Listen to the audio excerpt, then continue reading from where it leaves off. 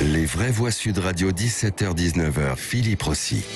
Les élections régionales auront-elles lieu en juin? Voilà, c'est le 13 juin, le premier tour. Auront-elles lieu comme prévu? Eh bien, pas sûr, puisque la tenue de ces élections est tout simplement suspendue à une décision, celle du Conseil scientifique. Dans quelques jours, le 1er avril, 10 présidents de région de tous bords plaident pour le maintien de ces élections. Voilà par exemple ce qu'écrit le président de la région Sud, Renaud Muselier.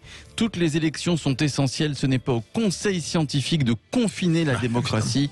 Covid-19, est-il dangereux de maintenir les élections régionales? Vous dites non à 25% sur le compte Twitter de Sud Radio. Vous votez donc et vous continuez de voter sur les réseaux sociaux. Le gouvernement qui, alors apparemment, travaillerait déjà à un report de ces élections. Quelle idée a Emmanuel Macron en tête? 0826 300 300. Je connais déjà la réponse, mais je vais la poser à Geoffrey. Bonsoir Geoffrey. Bonsoir. Bonsoir à vous nous appelez de Marseille, de Valenciennes, pardon, Geoffrey, ouais. Voilà, au 0826 300 300. Il y a très longtemps.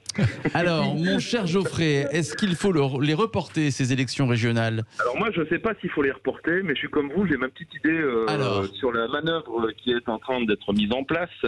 Parce qu'aujourd'hui, on a un gouvernement qui nous a fait du one-shot aux premières présidentielles de M. Macron, et qui voit bien que les rats quittent le navire. Et aujourd'hui, on se rend bien compte que l'objectif derrière tout ça, c'est d'éviter de diminuer au maximum le nombre d'adversaires qu'ils pourraient retrouver lors des prochaines présidentielles. Parce que là, on est clairement, par exemple, Xavier Bertrand, par qui est président de la région, il ne pourra pas se présenter aux présidentielles et comme président de région. Et donc, s'il perd les présidentielles, il ne pourra pas se présenter aux régionales. Et donc, entraînement, il aura perdu tous ses mandats. Donc, il va devoir faire un choix. Donc c'est stratégique, Macron, quoi. C'est clairement stratégique. Quand on dit qu'on fait appel au Conseil scientifique, quand ça les arrange, c'est une décision scientifique. Quand ça les arrange pas, c'est une décision politique. Là, je vais vous donner un exemple tout bête, vous allez voir. On a eu le Pas-de-Calais, on a confiné le Pas-de-Calais parce qu'il y avait, pour des raisons sanitaires, le taux monté. Alors on n'oublie pas quand même que dans une pandémie, on compte normalement le nombre de morts, mais nous en France, on compte le nombre de contaminés. Le nombre de contaminés a augmenté dans le Pas-de-Calais, on confine le Pas-de-Calais. Il y avait plus de contaminés sur Paris, mais on n'a pas à ce moment-là confiné Paris, parce que c'était une décision politique. Et là, comme on arrive au moment des régionales, et qu'il y a une stratégie qui veut se mettre en place, dans ce cas-là, on dit que ça va être une décision sanitaire. Donc c'est en fonction de comme ça les arrange, c'est tout à fait une stratégie politique et pas du tout une décision sanitaire qui va être prise, et on en connaît tous l'issue. Voilà, je veux dire, il n'y a pas de fumée sans feu. On sait aujourd'hui pertinemment que les élections régionales n'auront pas lieu le 13 juin. Bien sûr. Bon. Alors, Jean Dorido, une objection? Je vous voyais... non. Oui, sur la comparaison Pas-de-Calais, Île-de-France, d'abord, c'était... Il y avait plus de contamination, le taux d'incidence. Le taux d'incidence était plus important dans le 62 que dans l'Île-de-France à l'époque, d'une part. Puis d'autre part, c'est vrai que comparaison n'est pas raison. L'Île-de-France, c'est très compliqué. Il y a 12 millions d'habitants, c'est 30% du PIB. Donc là, je ne rejoins pas Geoffrey sur ce point, même si... Effectivement, l'idée de calcul bassement politicien ne paraît pas complètement. Bon, déjà sur un point de vue sanitaire, allons-y étape par étape. Est-ce que ça vous paraît, est-ce que c'est dangereux, Philippe Bilger, de maintenir les élections début juin? Mais Geoffrey a totalement raison. J'étais déjà partisan contre beaucoup du maintien du premier tour des municipales. Rappelez-vous, et j'avais dit, et de fait, il n'y a pas eu de contamination. Mais ce que vient de dire Geoffrey est totalement exact. Il est paradoxal que au moment même où on prétend parfois se délier du Conseil scientifique, tout à coup sur un plan, alors qu'il va s'immiscer dans un domaine qui n'est pas le sien, on va le suivre à la lettre. C'est tout de même extravagant. Et puis le deuxième élan, et Geoffrey l'a encore mieux dit que moi, c'est que derrière tout cela, il y a la manœuvre politique qui vise à interdire aux candidats à la présidentielle d'avoir une légitimité supplémentaire. Xavier Bertrand a dit clairement, si je ne gagne pas les régionales, eh bien je n'irai pas à la présidentielle. Comment fera-t-on après? Non, c'est une manœuvre cousue de fil blanc, alors que derrière tout cela, il n'y a aucune légitimité ou obligation d'arrêter les régionales. Alors Philippe Bilger, vous vous rapprochez de ce que dit Gilles Platré, tête de liste LR. Je vais vous le lire et vous réagirez, et on va entendre Stella qu'on n'a pas entendu. Je suis d'accord. Et Muselier aussi. Gilles Platré, voici ce qu'il dit. Le président de la République a depuis longtemps l'ambition de repousser ces élections après la présidentielle, donc après mai 2022, parce qu'il sait que son parti, sans faire offense à qui que ce soit, n'est pas implanté localement et aura donc bien du mal à gagner une seule des élections régionales en France. Donc cette tentation de ne pas s'handicaper avec des défaites aux régionales avant la présidentielle, elle est très forte chez lui. Ça voudrait dire que s'il repousse, si on suit le raisonnement de Gilles Platré, il faudrait qu'il le reporte à juin prochain, par exemple, et pas à l'automne. Mais si on parle de report, pour l'instant, c'est un report à l'automne. Oui, alors, non, parce que, ça paraît quand même, là, pour le coup, vraiment difficile de reporter les élections régionales de plus d'un an. Ça paraît quasiment impossible. Ça paraît complètement dingue. Ils en rêvent, Jean. Non, mais qu'ils en rêvent, c'est un fait. Maintenant, il y a quand même des institutions quand même solides, Dieu merci, dans la Ve République.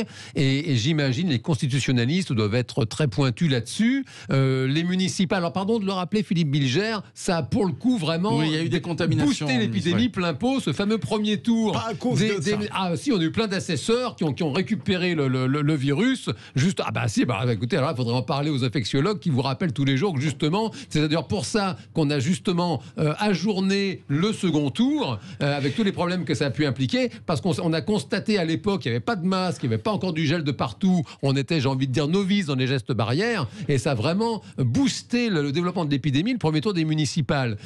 Pour autant, oui, ça ce serait quand même très... Qui reporte à l'automne, pourquoi pas? À ce moment-là, ça ne changerait absolument rien. Ça changerait rien du tout. Voilà. Ouais. Et s'il est question de reporter après la présidentielle, là, ce serait effectivement très grave. Alors, Stella Kanga. La question que j'allais poser là, à Jean, c'est mais aujourd'hui, ils ont des masques, aujourd'hui, ils ont des gels. Donc, il n'y a pas de raison en réalité qu'on reporte l'élection. Donc, de deux choses l'une, soit il reporte la dite élection et donc quelque part ça impacte aussi les présidentielles parce que 2022 va être une année cruciale en France et donc d'une manière ou d'une autre, ils vont pas fuir éternellement l'issue des élections. Ils vont le reporter ainsi de suite, mais il faudra bien que la démocratie se fasse et que ces élections soient organisées. Donc, d'une manière ou d'une autre, ça sert à rien de fuir, même s'ils reportent parce que soi-disant ils n'ont pas de parti. L'objectif c'est de reporter après la présidentielle. Oui. On n'en sait rien. Même s'ils reportent jusqu'en 2030. Même s'ils reportent jusqu'en 2030, c'est pas grave. Il reste une issue et comment dire, quand je dis c'est pas grave, c'est pas une manière de dire qu'ils vont le faire, mais une manière de dire en réalité qu'ils ne peuvent pas éviter les élections. On est en France, c'est un pays démocratique et d'une manière ou d'une autre, ils devront organiser ces élections avec ou sans virus. Et je pense que maintenant, Macron ne sera pas handicapé par une lourde défaite au régional. Mais les élections ne sont pas organisées pour Macron. Est-ce que ça changera quelque chose d'ailleurs cette défaite au régional pour Macron? Non, ça peut changer quelque chose dans la mesure. Même si on peut être pour Macron, on ne peut pas être enthousiaste devant la gestion de la crise.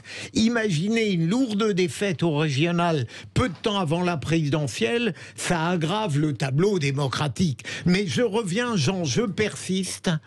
J'ai dans la tête une étude qui disait que contrairement à ce qu'on prétendait, au premier tour des municipales, ça n'a pas été une aggravation de l'épidémie. Mais bon, je devrais avoir confiance dans votre capacité. Non mais la prochaine fois, venez tous les deux avec vos chiffres. Oui, on va faire comme aux grandes heures de l'heure de vérité. On va arriver avec nos chiffres. C'est tout simplement que j'adhère à l'opinion que j'ai. Voilà. Les chiffres sont dans la tête. Voilà. Non, ça vraiment s'est avéré. Le premier tour des municipales, ça a été un vrai souci. Ça a vraiment, ça a développé plein de contaminations et de politiques et d'assesseurs. Ouais. Il y a aussi la question de la campagne. Tous ces maires qui ont fait campagne. Mais je vous ramène ça. La prochaine fois, revenez avec vos chiffres. C'est promis. Oui, c'est promis. Geoffrey voulait donner le mot de la fin, mon cher Geoffrey. Du coup, je vois que tout le monde s'énerve un peu par rapport à l'histoire du vote, du bureau de vote et tout ça. Mais vous savez, il y a des choses qui sont très drôles, c'est que durant les précédents confinements, on a fermé les commerces dits non essentiels. Et donc, on a concentré une grosse partie de la population dans les mêmes magasins, au même endroit. Et ça a posé beaucoup moins de problèmes. Et je vais vous donner un exemple tout concret. Ici, on avait Leroy Merlin, qui est l'un des plus gros de l'arrondissement du Valenciennois, qui était sous forme de drive, qui fonctionnait apparemment pas trop mal. Et nouveau confinement dans le nord. Et qu'est-ce qui se passe? Leroy Merlin réouvre. Et donc il fait j'y suis allé ce week-end. Il fait apparemment partie des commerces essentiels et j'en suis très heureux pour les actionnaires. Mais ça veut dire qu'on va de nouveau concentrer une partie de la population et on s'en inquiète beaucoup moins que de les retrouver dans les urnes. Merci à vous, Geoffrey.